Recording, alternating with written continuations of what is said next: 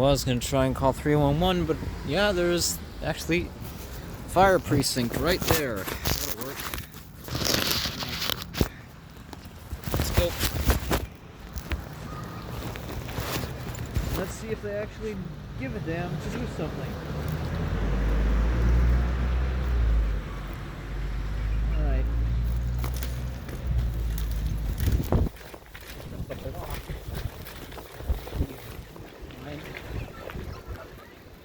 Taken away from their necessary duties.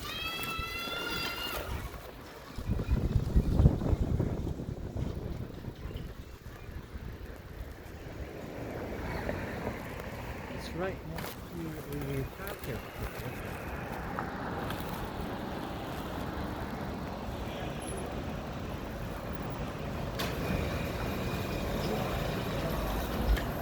Hello? Excuse me. Hey.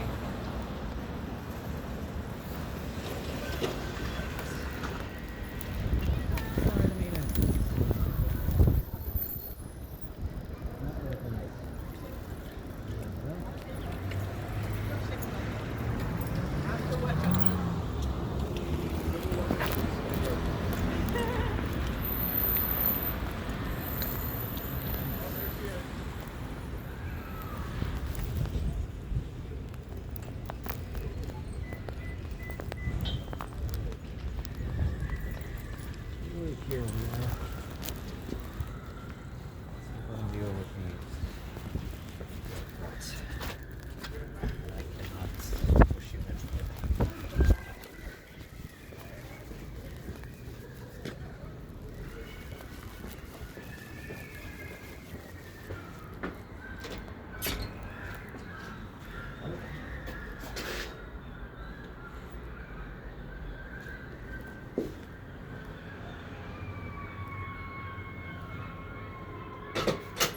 Hey, how's it going? How can I help? Fine enough. I actually just wanted to report a bit of an issue. Sure. It seemed like your department may be the best to handle it.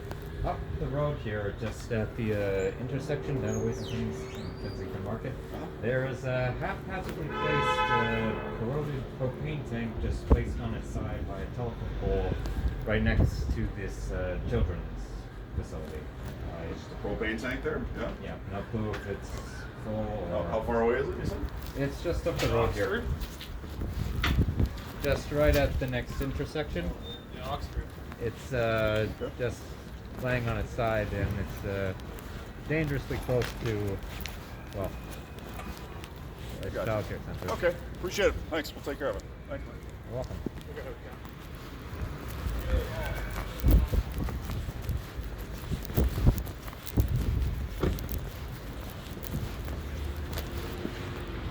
Lead them to it because... Smart guy, you lock your bike over there, eh? Sorry? So no one can break your bike. That's your bike? Yeah. Yeah, I did the same thing. I'm like, nobody is going to use a machine to cut the thing in front of a fireplace. Yeah. So that's the reason why I park it right in front of here.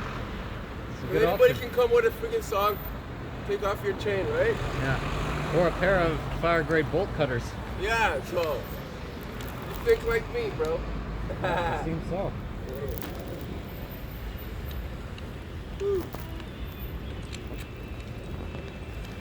I was just reporting to them somebody had strewn a oxidizing propane tank just by the Oh, around the corner. Oh, Yeah. What would someone do with that? ignorance, Yeah, ignorance, lack of care. poverty, Yeah. consumption. All of it. All of the above. What's up, bro? You as well.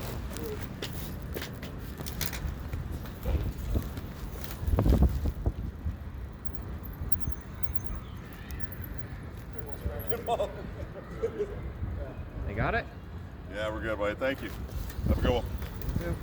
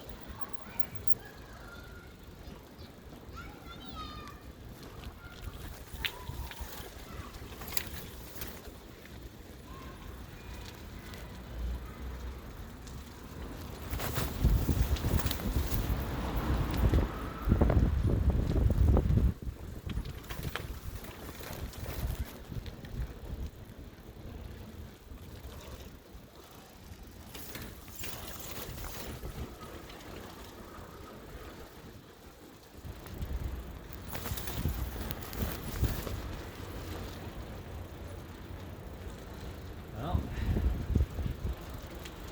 at least that was resolved. Hopefully they actually dispose of it properly. Promptly.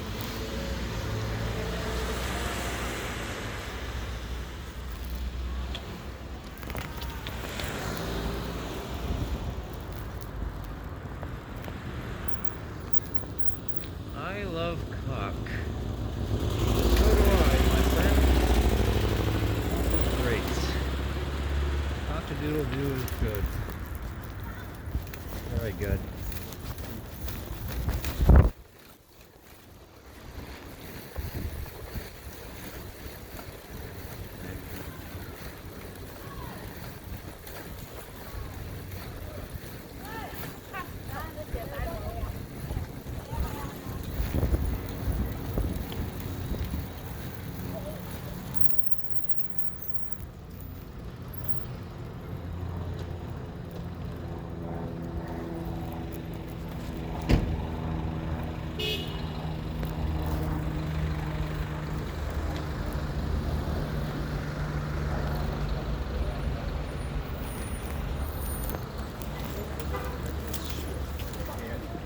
I'm not sure what's going on. I don't know if it's maybe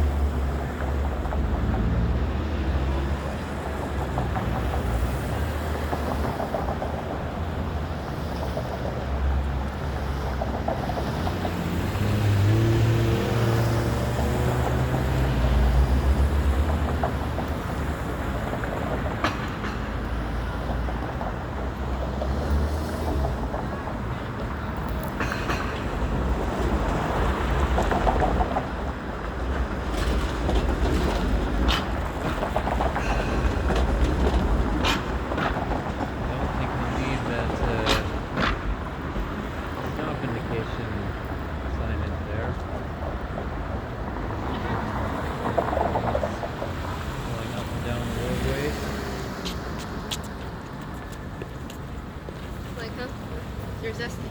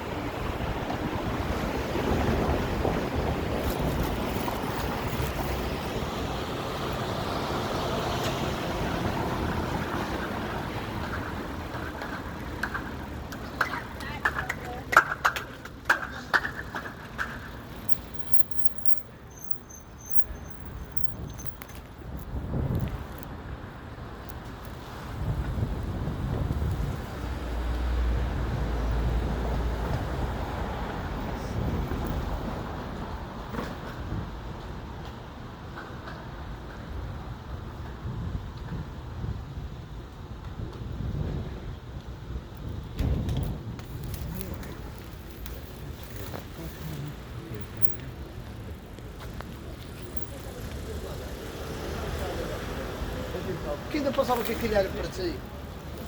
Ya, yo pensé que era como que paso adelante.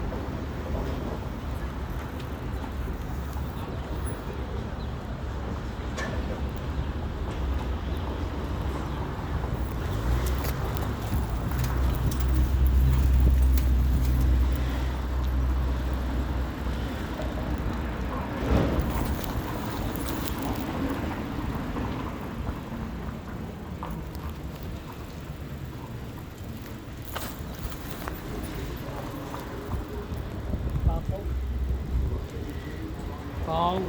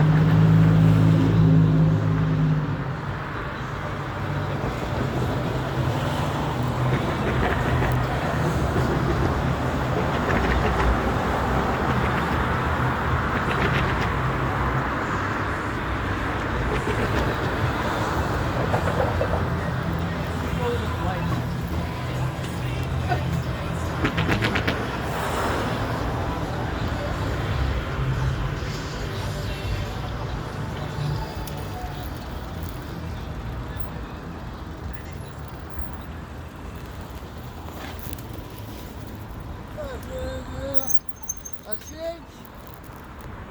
That's it.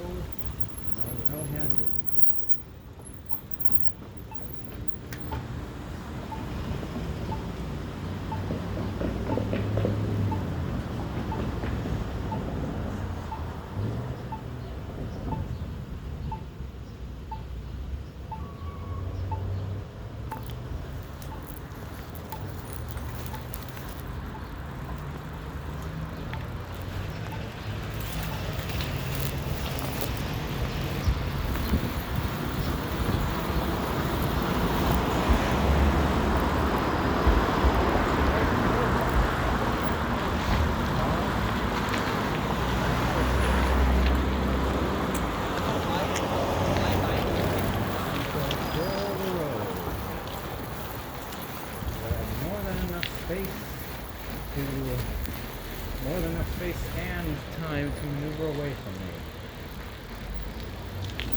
It just shows your muscle guard. Sure.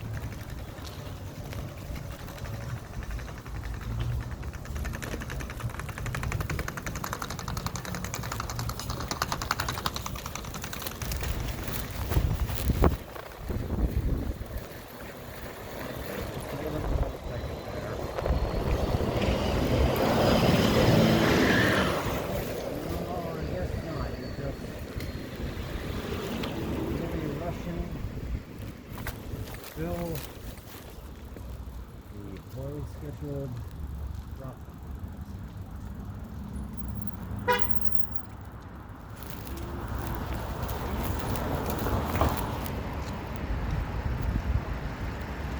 Pickup stuff.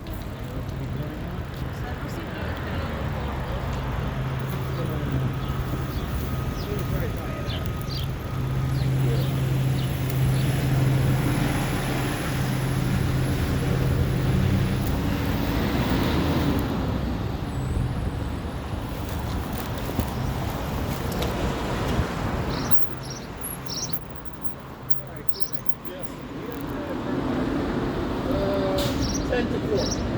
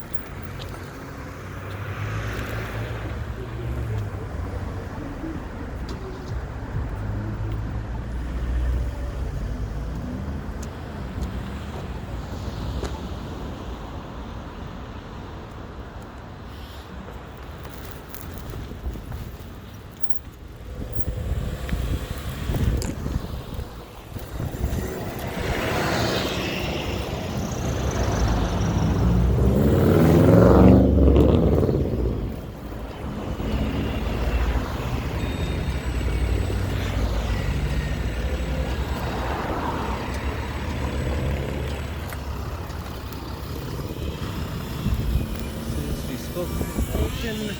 No, it is not. It's the furthest thing from us, actually.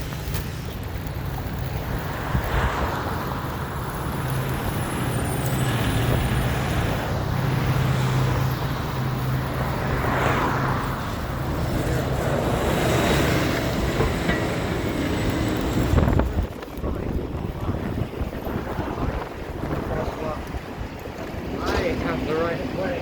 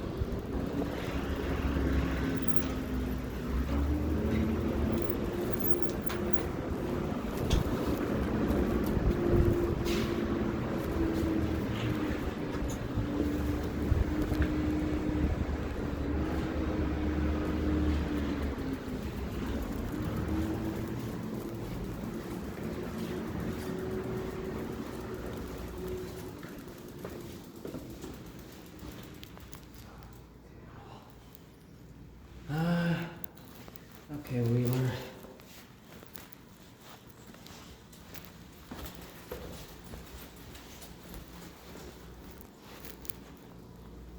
Hi. Well enough. Seems they're doing a bit more construction just down the hall. Is there a spot I might be able to leave this? Yeah, I'm thinking like here. I don't know. I guess not under back down on 5 or something before I close the door. I should be, yes. Okay. Or he can open the door too, and then he can yeah, if it is closed at that time. But yeah, you can leave it in here. Okay. That'll be best bet in case they are working on the elevator still. Then yeah, that way.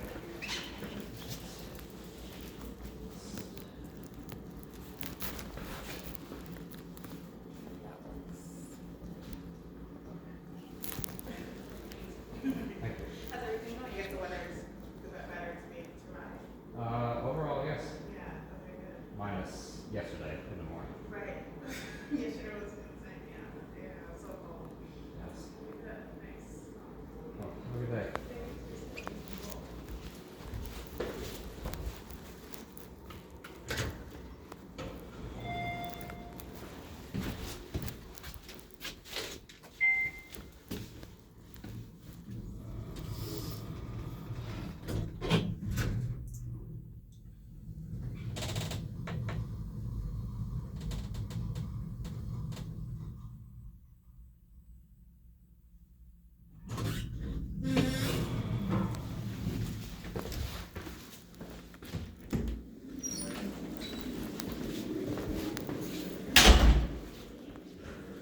Hi.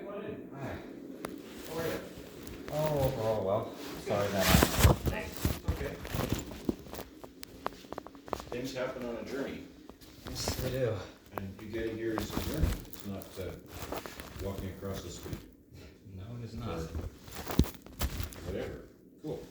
I unfortunately forgot my respirator this time. You which? My respirator. I forgot it. Oh, okay. But it should be alright. What does that mean in terms of? What? The mask that we had discussed about? Yes. Sorry. Yes. I was thinking of something else, but yes. I was thinking of an inhaler, not a respirator. Oh. I didn't bring mine from home, so there you are. Which is probably a good thing. That's alright. I, first time in about now 7 months that I've actually started reusing the bicycle. Oh, great. Yes. Great. So you're half man, half bicycle. Wait, shouldn't read stuff before I do a session. So half the journey with bike, half not, back and forth. Yes. That must feel good. Overall, it does. It's much better for my circulation. Yeah. Yeah. Wow. So when did you decide to get off the bike and get on the transit, or how do you do that? Well, I live in Pickering. It's Yeah. obviously small city, so the Yeah. GO station there, I pretty much live right next door to it. So Okay. I get on there, and typically for how it's been with your setup here, I'll either go to Union Station and then bike all the way down, or I'll go to Liberty Village and then bike up. Right. But I usually don't get off and go on foot unless I have to. Right. That's cool. Well, it's good you're on the bike again. Yes.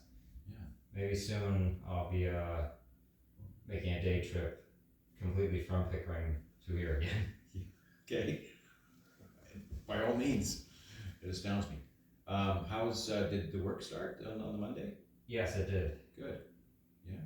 It's at certain times it's harsh, but with there being more activity involved, it's very manageable, and I much prefer it. Good. So on the whole, simpatico, going okay. Yes. Good fit. Great.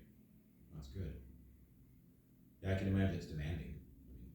It is. Yeah. It's I mean, some days so far it's been just hours straight of cutting trees, Yeah. and then other days it's just general labor. Yeah. And with how yesterday was in the morning, well, it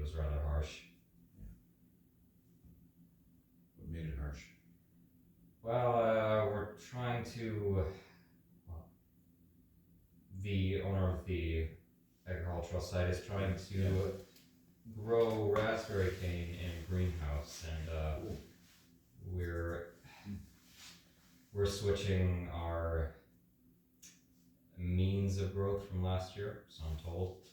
And they're very passionate about trying to grow things sustainably, but they do use some chemical sprays because they have no other option. But for this one, it's apparently raspberries are really, really difficult to not grow in their natural state when you're actually putting them in a pot and Interesting. growing them indoors internally. Yeah. So it was a hassle just to set it all up. Right. Do you like raspberries? If they're well grown Sure. and well treated, Yeah. then yes. But typically, well, from what my family buys at the general supermarkets, I avoid them. Yeah, I think that's not a bad idea.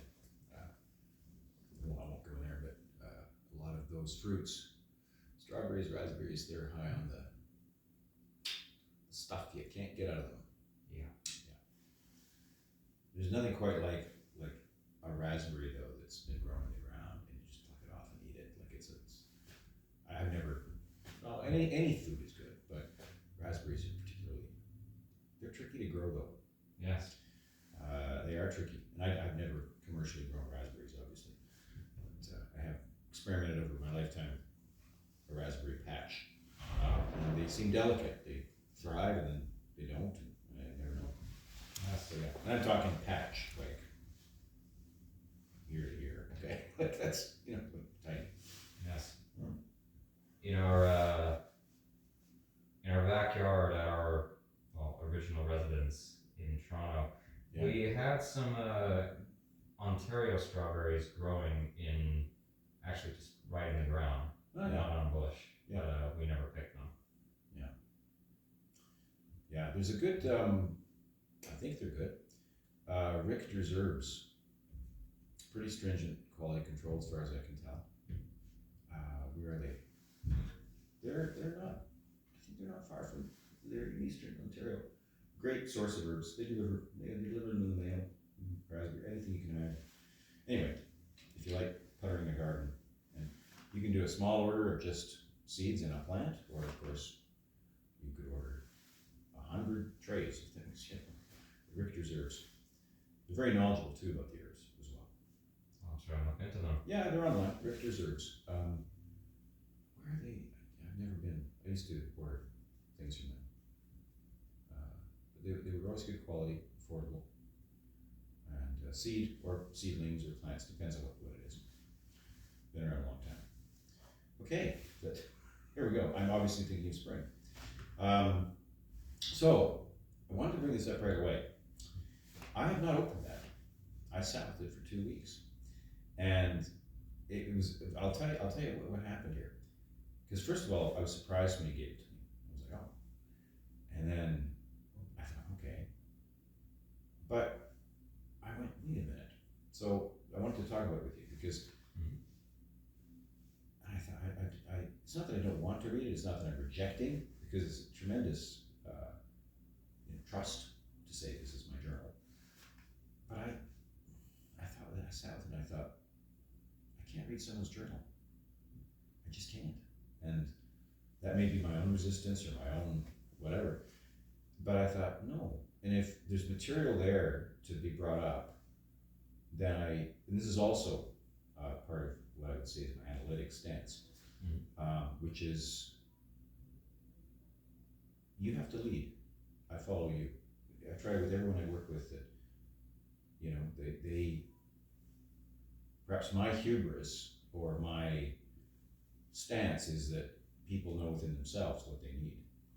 My path is to go with, and they offer material as they need to, and so it was very interesting. I've never had this occur before, but I thought that's a private journal, and I just couldn't open that cover. So I'm sharing that with you, and I don't want it to seem like, oh, I reject this, or I don't want to, but I had a strong, just intuitive sense, and I said, I don't think I can open it. So I don't know how, I mean, you can, I mean, I don't know how that sits with you, I don't know how that makes you feel, but I thought I have to be really honest and just say, because at first I was like, oh, surprised, I thought, it's a lot to give to someone, and then I just thought, I can't read someone's journal. Well, that's completely fine. Yeah. I have just given it as a bit of a guidance, I guess. Yeah, no, and that's what I took received it as too. That this would be, you were offering a roadmap, a guide, an insight into things. But it was weird. So it's, yeah. But again, I'm happy to work with material from it. I'm happy to work with you together. But it was just, I'm repeating it because it really sat with me. I would, as I prepare between sessions and do things, I thought, oh, here's on my desk. And I just went, I need to reflect on this. And what that means, I'm not sure, but that's where I am with it. Well, I'm happy that you're honest about it. Yeah, totally. Well, what else can I do, right? That's, but it was very interesting. Yeah. So again, I am more than willing to work with material in it, but with you present, with you guiding it, I think that's, for me, that's what seems appropriate. All right. You sent me down a whirlpool. Thanks. Well, trust me, there's nothing in there that. Being facetious.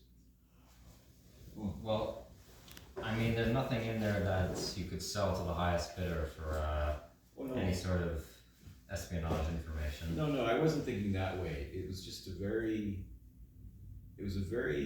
powerful encounter, and I just went, I have to process this and reflect and bring it back to you, because, and it's not that, part of me was like, because, your other biographical material you've shared, I've spent time with, the writings, the video logs, I've not exhaustively gone through everything because it's, I'm not able to. Yes. But that's somehow in a more public domain, in a more viewable domain, because you put it out there. Yes. Therefore, I feel I have access to it. So that's my long-winded explanation, and you can take that where you feel is appropriate, or you can tell me how you feel about it, or whatever you like. I'm here to receive it. But yeah. Well, I mean, I'm definitely happy as well to at points go through certain things. Yeah. Because there are, after I reread it from, since being back here. Yeah. There's a lot of content that still resonates with my current situation. Yeah.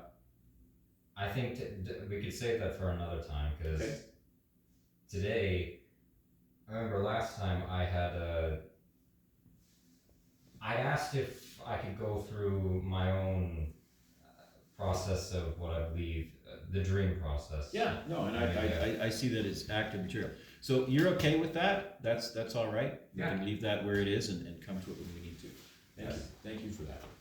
You're welcome. No.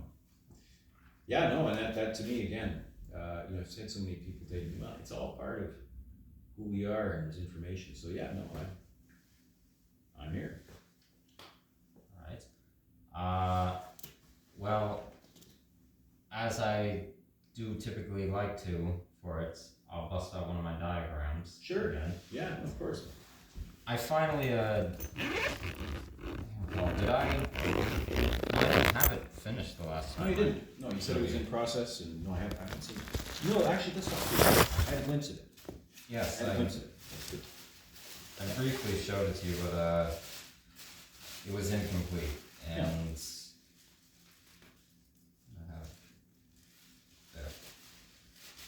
and I finally laminated that little sheet that I made for actually trying to organize it. But I like the lamination. well, thanks. You know what it makes me think of? What? I remember there was, well, first of all, it's a great way to preserve things. Yeah. They don't get bent. They can, some water land on them. I don't know what thing, but there used to be at not all bookstores, but there'd be those laminated sheets, which would have, topics like biology, and they'd have all these definitions, and they were kind of like a Coles Notes of something, and you felt like, if I have that, I'll have all the answers, right? Or it would be, I don't know, a timelines in history or something. Laminated sheet you'd buy, and it was in really fine print, and it had lists. I never bought them. Anyway, I always thought, the answers are there. So anyway, if tears come forth, we'll find this where it needs to be. Okay. So how are you going to walk me through this? I mean, because this is really dense, and I'm a simple fellow. But are you trying to say that you're as dense as my material? It could be. I could be also self-deprecating, but no, I'm really curious. So I'll let you start. I'll be quiet.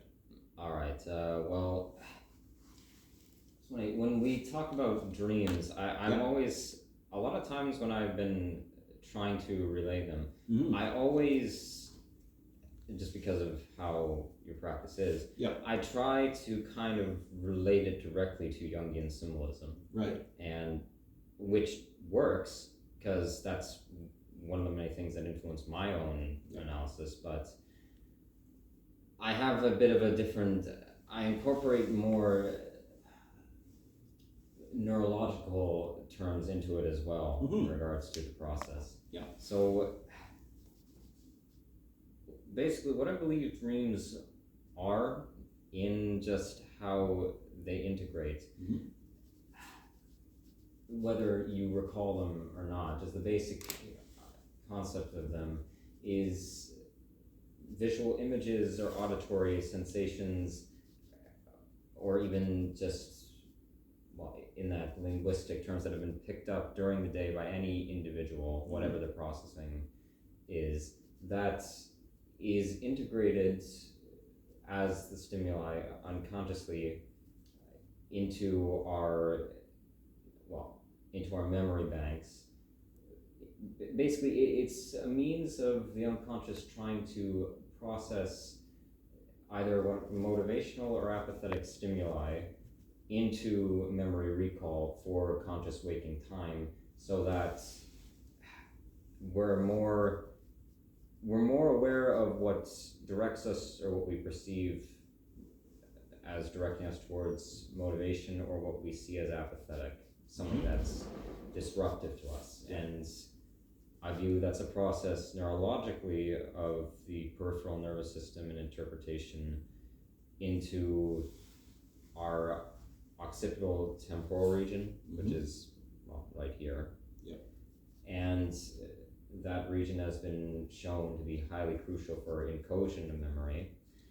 And then that gets processed into our hippocampus from, coordination with such, and into our prefrontal cortex, so that consciousness can actually, orient memories properly from what we've taken in. In regards to evidence of it, from looking at various cases of people's records of dreams, what can be seen clinically, there's, even if they don't recall it, when there's been real trials, where people have actually given very honest information, and certain researchers have been privy to their livelihoods. Yeah. Even if they're not aware of certain stimuli around them, there always seems to be, I see this even in my own life, in my dreams, there's always some imagery, or there's some scenario that plays out that, though immediately in their environment it may not have, whatever waking scenario they were in may not have directly related to sentiments they have towards associated, envisionment of certain, processing of visual and auditory stimulation. there's almost always something that very clearly is related to it in dreams. There's something is reflected in what scenarios they encountered in their waking moments. Mhm. And oftentimes, one piece of whatever that scenario was is used as sort of this imaginative construction of images in their unconscious state in sleep. And that's not at all, as far as I'm concerned, a random coincidence. And that led me looking at more and more cases like that, and my own, that led me to believe that whatever the unconscious is, I call it the 5 inherent desires, Right. and loneliness, projection, yada yada yada. Whatever it is, it tries to take any bit of external information in order to organize it in a fashion for us to have some directive. Mm-hmm. And we're not born with innate, like, complete awareness of it. I believe that someone can become pre-consciously aware of it, Mm-hmm. like I'd say myself, but it serves as, basically dreaming serves as that, it's the time to actually fully process data that's been taken in for whatever our core subconscious is, what it's directed towards, and what it dislikes, to try and, for that part, scave off being involved with said things in our daily activities. Mm-hmm. I would, in regards to, what can I use as an example? Okay, in regards to biologic thanatophobia, when people describe often their night terrors, if they've had and they recall nightmares that they've had, something I find very interesting, not only just the fact that if you dig deep enough, something minorly in the day or even days prior clearly had remnants to it, like even just a discussion where someone maybe mentioned something to them and they were discussing something slightly uncomfortable, not like some majorly terrifying thing that happened to them, but just something innocuous, something that would seem, if you were to look at it as data, it would seem not loaded, not overly charged. Yes. Yeah. Well, on top of that, for fearful nightly visions, it's funny. What actually got me thinking about this specific element of my reworking of the human unconscious was an interview with Marie-Louise von Franz. She said in it that there's a misconception of, and obviously I'm paraphrasing, but of course. There's a misconception of how... We'll translate and adapt what we hear. We misconstrue what we culturally think dreams are meant to be, or what they are.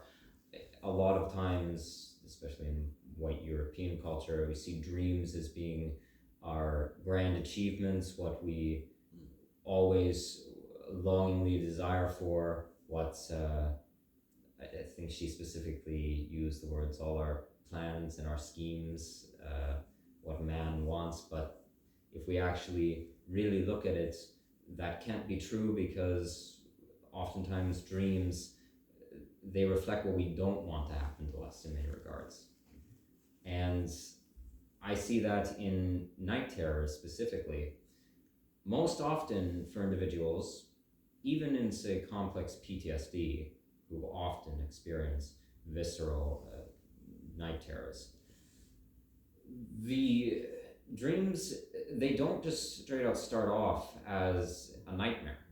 Most often for people, it actually they psychosomnologically start in a stage of just more of a neutral dream, random images, nothing particularly unpleasant, just maybe even a positive state.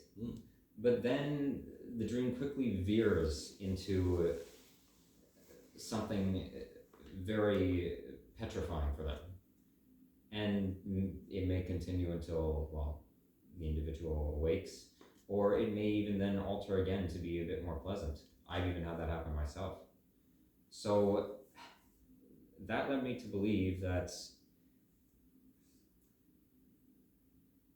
there's clearly a sequential form to how dreams actually progress. Like,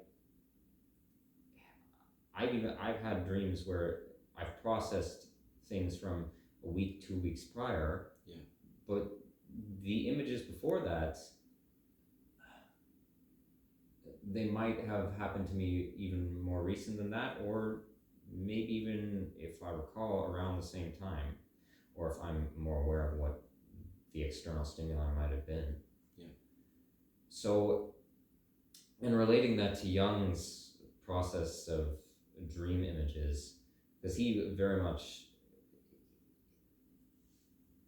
his whole process was based around the unconscious actually bringing forth images to us in our trying to bring it forth into the conscious life. I saw that as, that's a good way to describe it. When I first heard about Jung, I really saw that as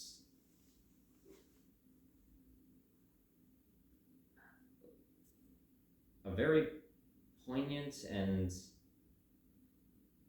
I saw it as a biological fact, actually. It's interesting. I don't really view Jung as mystical. Like, No. Obviously he uses, his descriptions are very, he uses symbols and a lot of repetitive symbols, like for very broad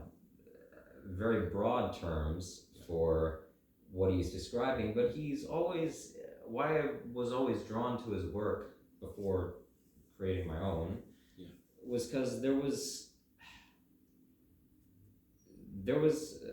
for me a clear scientific method to how he viewed psychological processes.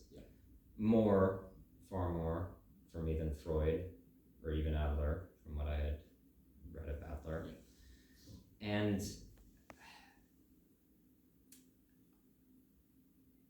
not only did I end up really realizing how much his work has been used and stolen, but stolen for very unsavory purposes, but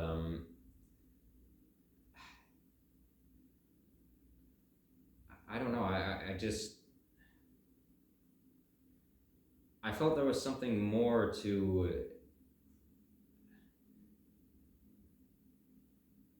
his psychoanalytic process than what has always been, I guess, majorly associated to it in many realms of corporate academia. Yeah, it was, if I may, I think that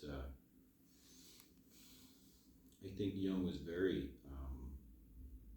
given his training as a doctor at that time, I think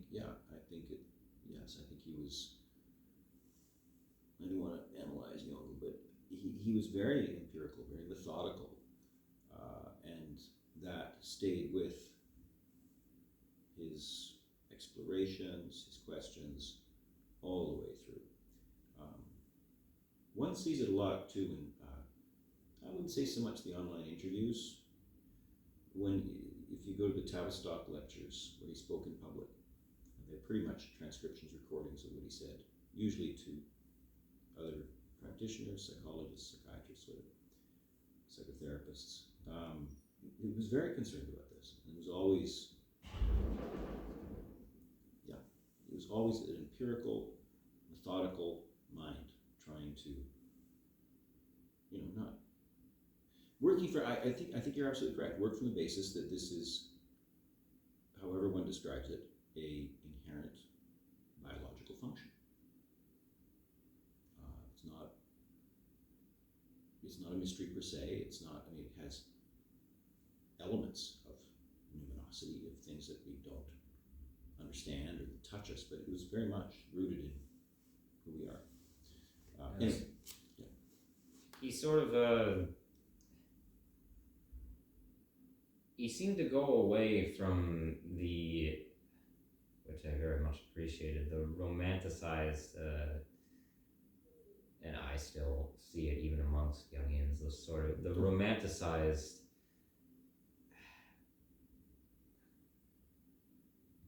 the romanticization of this human emotional mystery, which a lot of,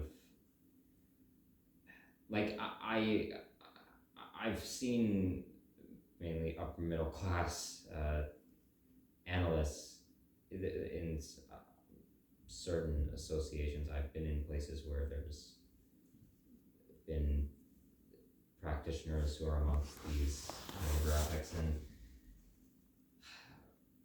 some of them are genuine, others not so much, but one thing is always the same, is that none of them really know how to, they'll throw out terms that the orthodoxies of psychoanalysis have used, like, in the most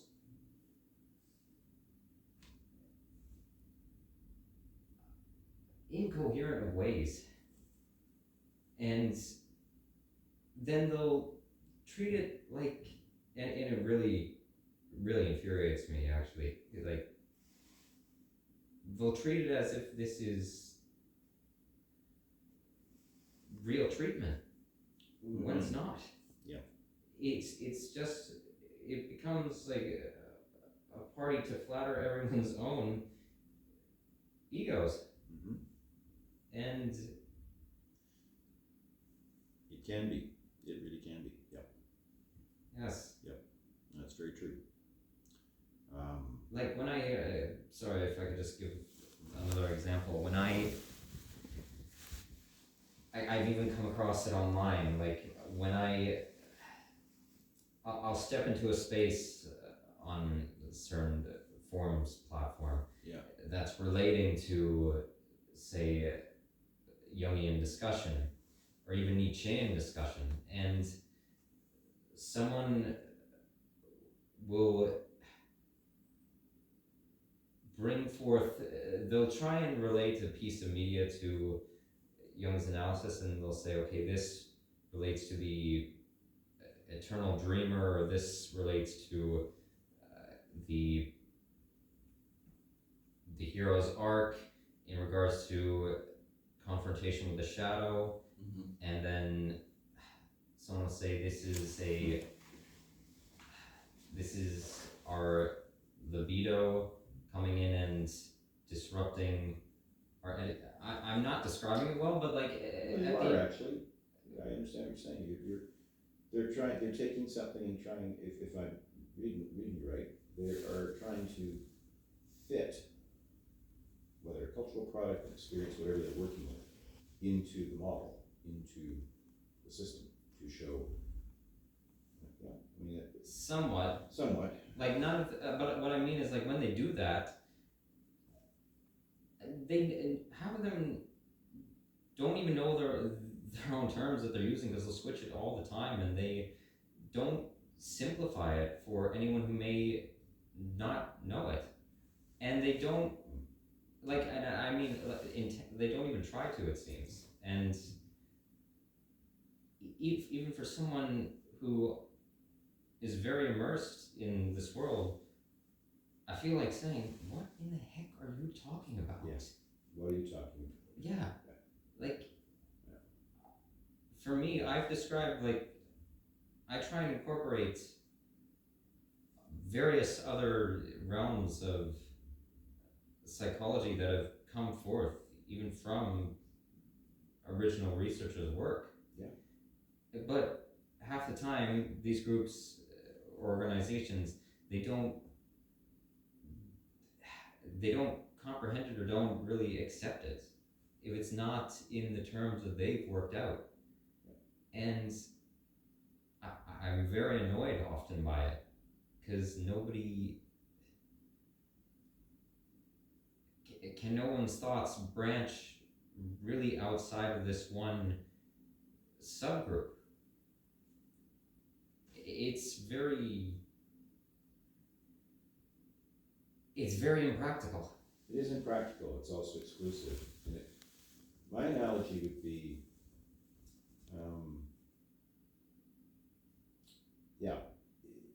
okay, if we look at, I'm not going to do an evolutionary one. If we look at a very old, and yet, okay, let's look at a church in Europe. And you know, you go to see whatever church in Italy or wherever it's being maintained, and it's a place of faith, whatever it's a building. You see it in a certain way. Mm-hmm. And it's grand and spectacular, whatever it means, it's got images inside, etc. But, I don't know if this is a good analogy, but what we're not experiencing is knowing that, well, the foundation was from, I don't know, 800 some AD or whatever, and this was altered, and then a door was added, and then, oh, someone did this, and then that. Oh, and then, oh, guess what? New technology, they built it up this way. Oh, there's buttresses, there's things that. So, we're looking at something as complete, something as a product. Mm-hmm. And I'm trying to dissociate anything to do with faith or religion. I'm interested in it's as an organism, as it were, the building.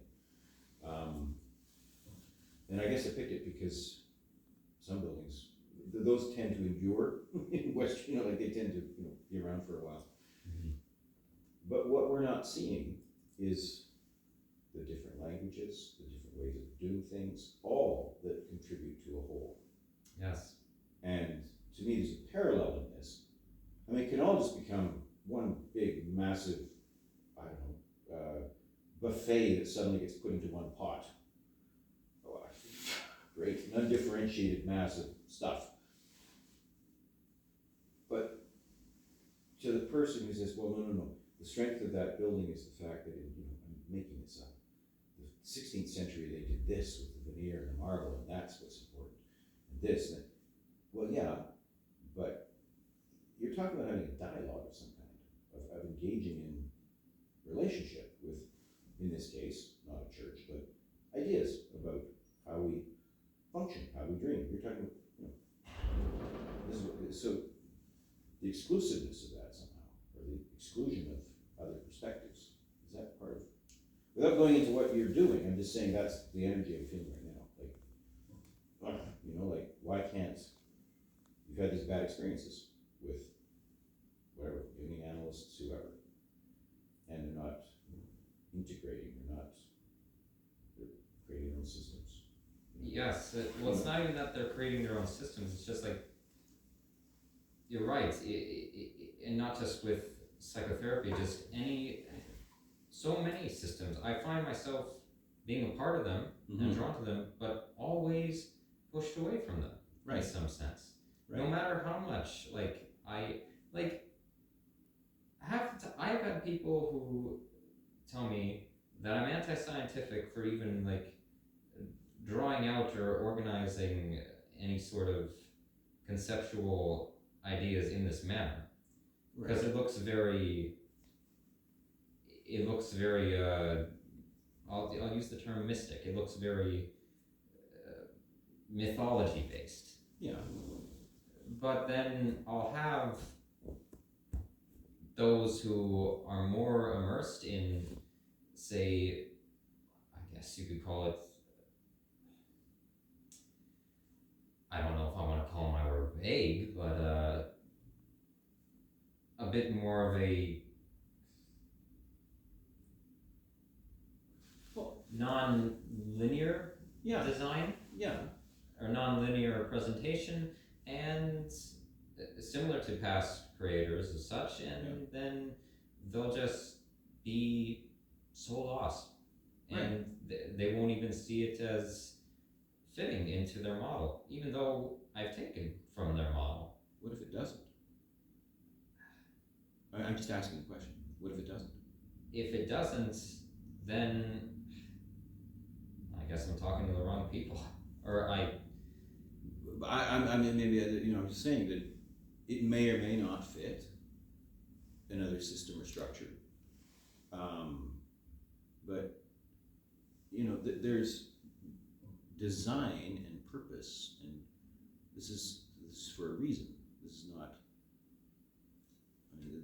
So, but the question of whether it fits or not, and that's why I'm not here to approve this and say yes, this fits this, because no, but this is a way of understanding, expressing experience using things things you've learned, incorporating. You see what I mean? And it may not fit some systems, or it may not be accepted, but that doesn't deny what it is. Yes. Or actually relating to your analogy, here's a good way to put it. Mm-hmm.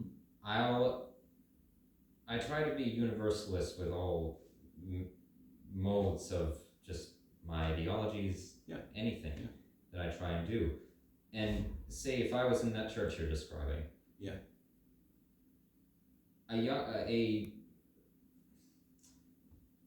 and I'll use just these individuals within the romanticized psychoanalysis realm I'll talk about, they will keep pointing out and trying to only focus on my thoughts to